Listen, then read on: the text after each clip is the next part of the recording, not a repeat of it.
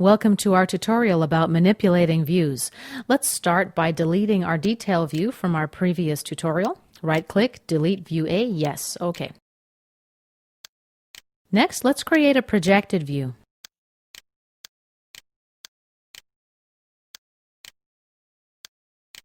Right-click, create. Now if I try to move this view, I'm only able to move the view vertically. That's because it's attached to the parent view. Let's figure out how we can change this. Right-click, select Edit View, and let's go to the Display Options tab. What we need to do is uncheck Align to Base. Click OK.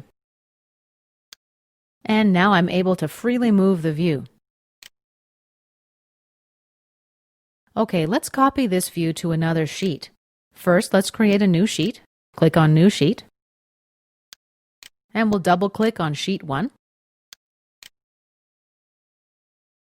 Right-click the view that we want to copy, select Copy. Let's go back to Sheet 2 in the browser, right-click and paste. Alright, let's right-click and delete that. I want to show you how you can do that another way. You can actually do this right in the browser. Just simply drag the view directly to your new sheet.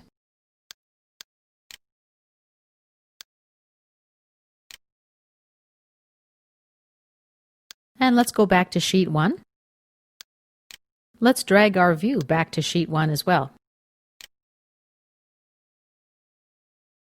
As you remember, this view is no longer attached to the parent view. If we need to align these two views, we can right-click and choose Alignment. Let's select Vertical. And now let's click on the parent view. The two views I just selected will align. This concludes our tutorial on manipulating views.